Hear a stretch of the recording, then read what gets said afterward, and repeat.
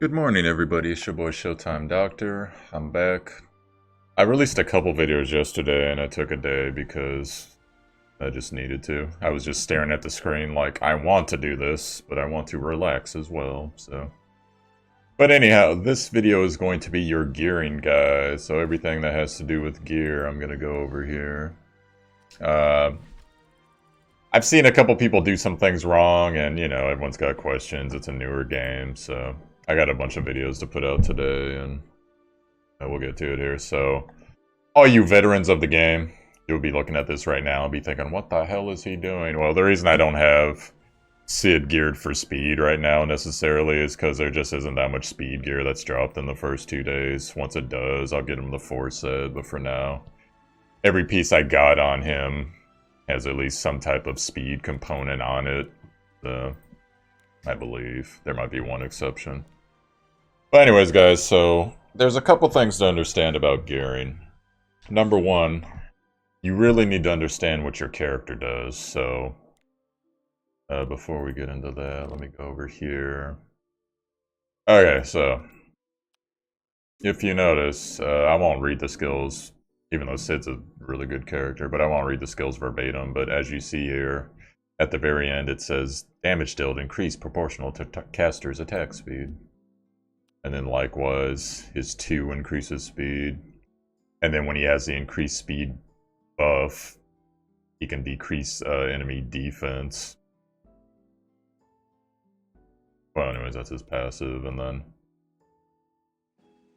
So essentially what you want to gear him for is speed. So the more speed you get him, the more damage his 1's going to do. He's going to use his 1 the majority of the battle. So I'm going to want to gear this guy for speed, like I showed you earlier. Now, a lot of you are missing, and you're going to have to start paying more attention. I understand it's early game, and not all the sets have dropped, and, you know, optimal gear, etc. But if you notice there is a symbol in the lower right of every piece of gear you can put on. That is a set. You can just hold and click, and you can see what the set does.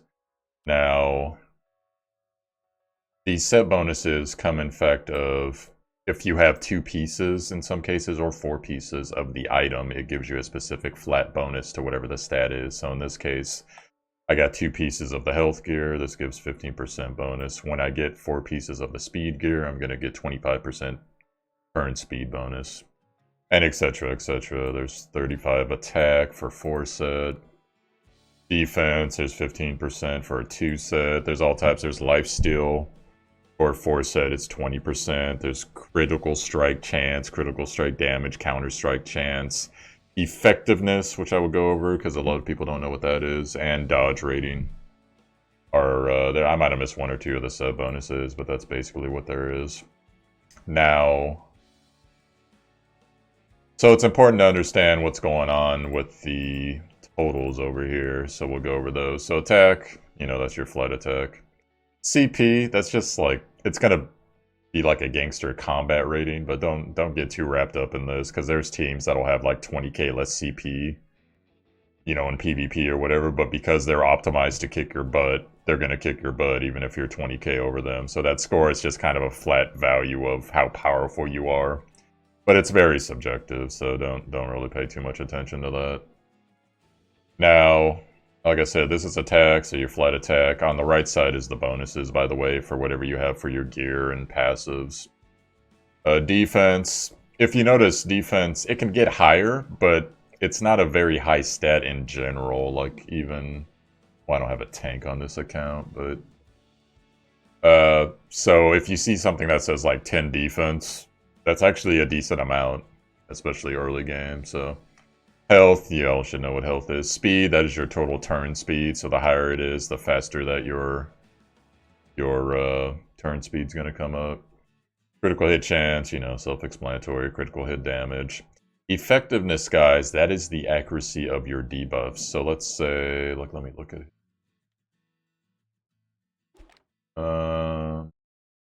Guess he does percentage one.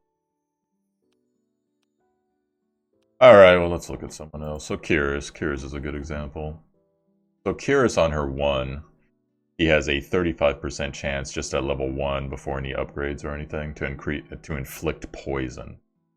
Now, there's all types of things that go on with her 3 that's going to change that, but essentially, let's just take her 1 to keep it simple. 35% chance to inflict poison, but if I get her, there is a accuracy set. It's a 2 set. It increases accuracy or effectiveness basically by 10%. That is going to increase her effectiveness on top of the 35%, another 10%. So in this case, you see here, I have her with 15%. On my other account, she actually has a bonus of 60% because that account's a little farther along. So she's geared to the teeth to put debuffs up, and anyone that you have that has important debuffs, guys, you should be pumping this effective stat. Maybe not necessarily the set bonus, but get some substats for it, which we'll go over stats and substats, etc. later. But this is for your debuffs, guys. So if you have characters that have 2 or 3 debuffs, or they're really, like Kyrus, really revolvent around their debuff, get them as much effectiveness as you humanly possibly can. Now, effect resistance, that is your chance to resist debuffs. Useful on everybody, clearly, but especially useful on your tanks. So, like, you don't want Ravi necessarily to get heal block. You want her to resist that as much as possible, etc. Stuff like that. So. And then dual attack chance. Most characters, as far as I've seen, they start out with a flat 5-point value. Dual attack chance is basically your chance to, once another party member in your team attacks, that there's going to be a follow-up attack. And it's only going to proc for one person in the party at a time, so... but that's there. Now, the only person I've seen that has cards to increase that is archers, or rangers in this case. I had a guy like bitch at me about, it's not archers, it's rangers, it's not thief, it's rogue, or whatever the fuck. Whatever. Word semantics. But anyways, there is a card for archers that basically gives them, I think it's about a 8% chance. There's 2 cards actually, 7 or 8% chance to increase dual attack chance. And a damage bonus of somewhere around like 20%. That's the only one I've seen. There might be passives or something that affect that, but for the most part, I've never seen any gear for dual attack chance, so that's just the way it is. Now, other things to understand. When you get a piece of gear, let me take a piece of gear. Yeah, we'll put this. Well, it's a tier 1 hill, but whatever. So when you get pieces of gear, gear is separated into a bunch of categories. I'm going to break it down for you guys right now. There is tier. It's going to be in the upper left, like this is a T1. You can go all the way to T6. T6 is the highest gear. But that's like, you've beaten the game, you've beaten the story mode, and it's pretty far into the hard story mode, is when you're going to start seeing lots of tier 6, so... don't get too hung up on that for now, but in general, the higher the tier, the better the rolls are going to be. The better the roll, like total ratings, etc. Now, I already went over the set bonus that's in the lower right. The color of the gear also plays a part in the rarity, basically, and as you upgrade the gear, which I'll show you in a bit, the rarity increases the amount of stats that are going to appear right away, and then the percentages, etc. Once you upgrade them, higher percentages. Or flat values in some cases. Now, the highest tier is red, purple's the next highest tier, then blue, then green, and then brown is the lowest tier. Kind of works in Diablo in that way. Now, this is actually kind of a bad set to show you. Let me try to find... I'll show you gear that has both point values. Kind of hard to get early. Well, we'll just take this one as an example. So, in this case, guys, in fact, let me show up the change screen. You're going to have to pay attention to 3 things when you have your gear, okay, besides the tier and the color. The set bonus for one, but the set bonus does not affect whatever the flat value is. There's going to be different flat values depending on what kind of gear you get. So in this case, this ring, it starts with an attack 42 flat value, but if I was to put on this ring, it gives me an effectiveness 5, which if you guys remember, that is the debuff. the additional chance to inflict debuffs. So pay attention. It's always on the right side here.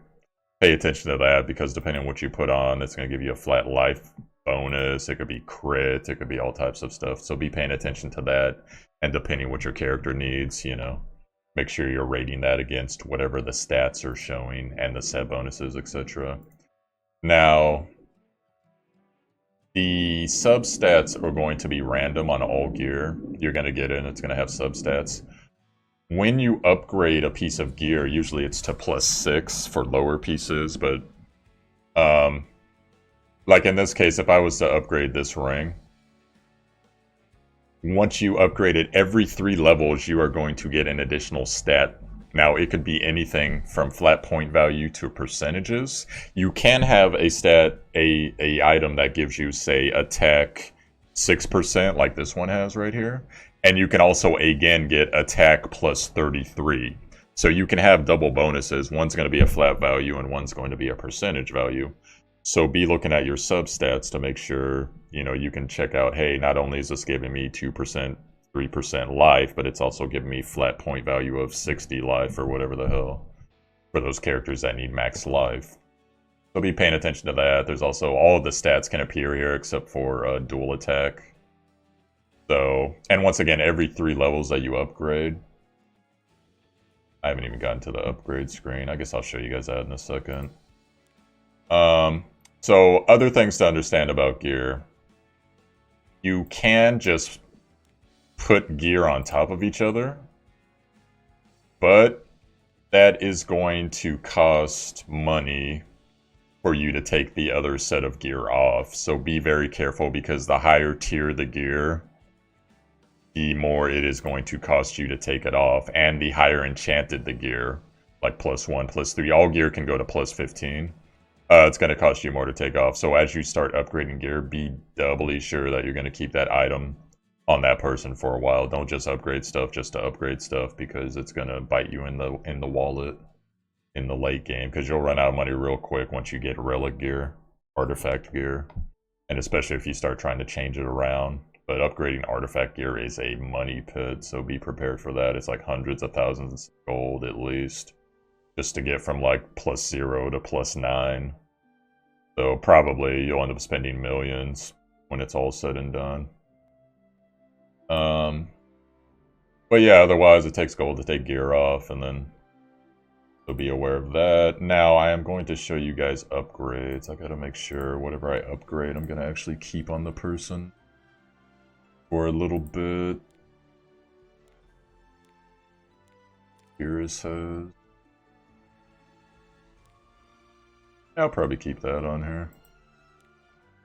Alright, so we're gonna get into enhancing now. So this bottom tab right here is enhancing. Now, like I said before, you're gonna get these XP stones. There's different ones for every type of gear. It's harder to get the ones for rings and necklaces. You can get it in the shop in the corner of the lobby.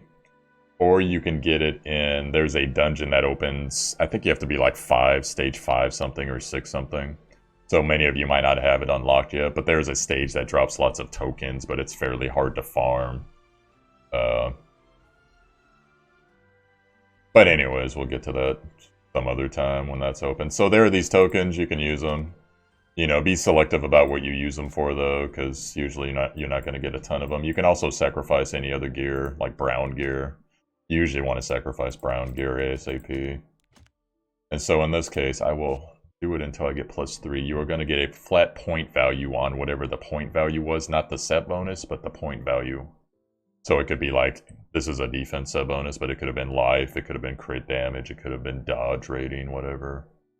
You're going to get a flat value, and every 3 levels, you are also going to get either an extra stat, or you're going to get an improvement to either a percentage or a flat value, just randomly.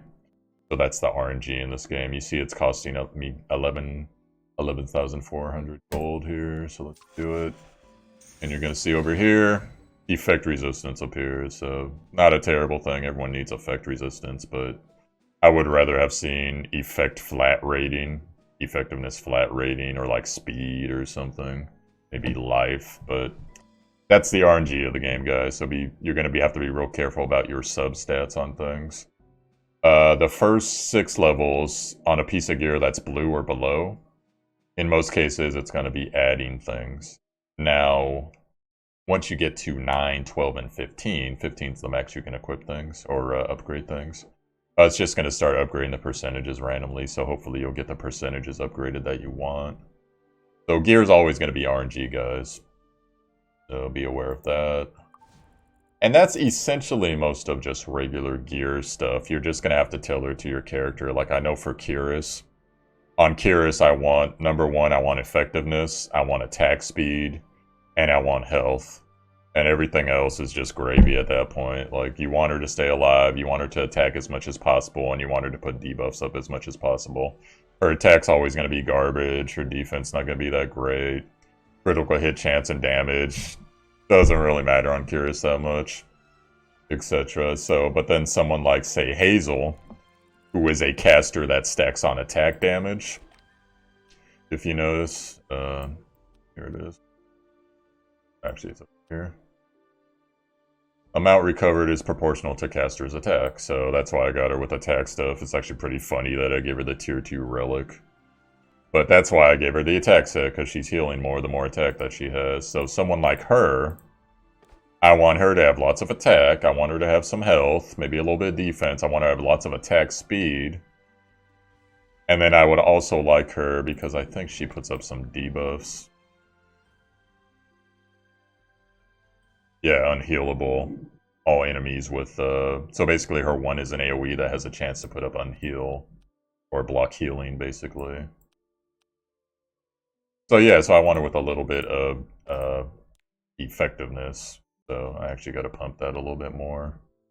But, and then, you know, everything else is just, if she ends up doing decent damage, that's cool. But she's not there for her damage, she's there for her support, because she buffs attack damage and she heals, and she heal blocks. So that's what I want her for. Now, and you're going to have to tailor that depending on what your character, like Ken, he scales more off max health. That's why you see me with giving him health stuff. In fact, I'm literally going to give him this just for the health bonus, even though it's brown, because I want the health bonus. And then Sid stacks on speed, so eventually when I get more speed gear, I'm going to have him 4 set of speed. And then I'm also going to pump his attack, his crit chance, crit damage, and then a little bit of effectiveness, because I think he has 1 debuff. Yeah, decreases caster's attack speed. Or excuse me, defense. That's pretty good. Although actually no, I guess I don't, because that is a 100% chance as long as he has increased speed. I don't. Or yeah, never mind. So I don't actually need effectiveness. So as you can see, 0%. But you know, crit chance, crit damage, attack, health, speed, that's all going to be important for him. And etc, guys. So you got to gear it around whatever your character's doing. Now, the last thing I'm going to go into for this video is relics. Relics are the thing, you're going to unlock them. I think it's sometime in Chapter 2. It might be a little bit earlier, actually. I think it might have been Chapter 1. So most of you have it unlocked by now.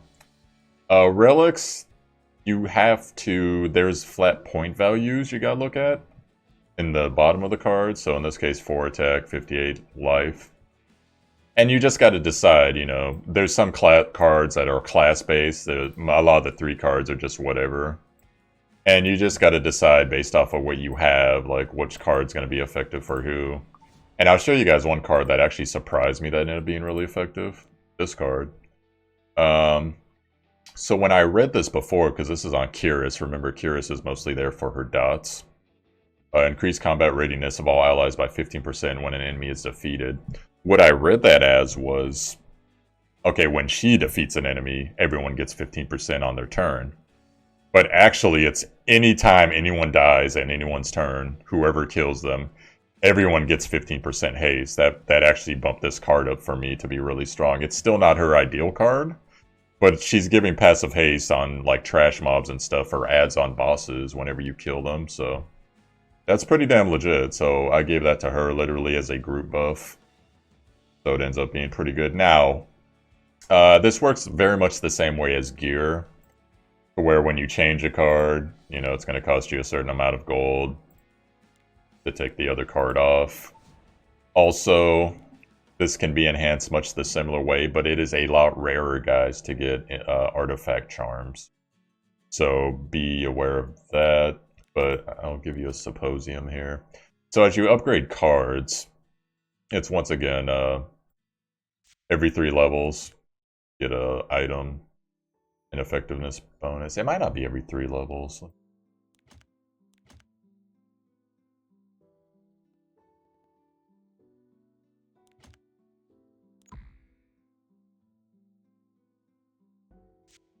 Because I'm not going to actually upgrade this. Well, anyways, it might be every 3 levels, but essentially, as you level this up, you're going to get buffs to flat point values. The max enhance is 15, but you can level these skills to level 10. So, if you notice, as I pass level 3 here, it upgrades the skill. So the percentages is going to go up. Most of the cards, whatever their percentages, you can usually double it by the time you upgrade the card fully. Once again, you get the passive stat bonuses as well, so be paying attention to that. And essentially, you can effectively double whatever the card says for at least one of the stats by continuing to upgrade every time. So if something says 10%, you can probably get it to 20%. 30%, you can probably get to 60%, etc., etc. So that is also going to affect your characters, and you know, the better relics you have, just the better overall things are going to be. So, sometime in the future, I will release more specific guides for certain characters on which stats and which relics, etc. I do have those quick guides. I should be able to cover you for the most part, guys. But, yeah, and then, essentially, that's pretty much it for this video. I think if I've really missed anything. Because there's like Enhance and Awaken, but I'm going to do that in a separate video.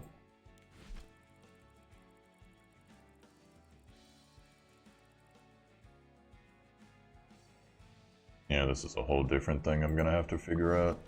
But hopefully that that helps you out, guys. Hopefully maybe there was something there you didn't know. Now you know, so...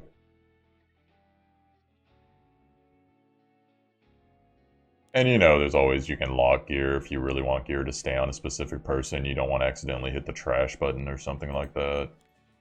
But you can upgrade relics with relics as well. Upgrade relics with the stones. And you can get most of the stones in the shops, along with one of the farming dungeons that unlocks later, so...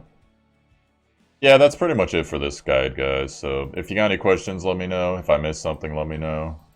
And I'll catch you guys in the next video. Peace out. Oh, I guess I should plug, huh? Yo, I'm ShowtimeDr, ShowtimeDr. You found my YouTube. Hit like and subscribe if you enjoyed the content. Also, check the title notes. There's a link to the Discord in there. We got a good community going in. I've met lots of you. Everyone's pretty cool in there. So come in, ask your questions, share your experiences, give advice, feel powerful. Also, there's a link to my Twitch. Usually I stream evenings and overnights right now. So, I will catch you guys again. Peace out. Yourselves a great day.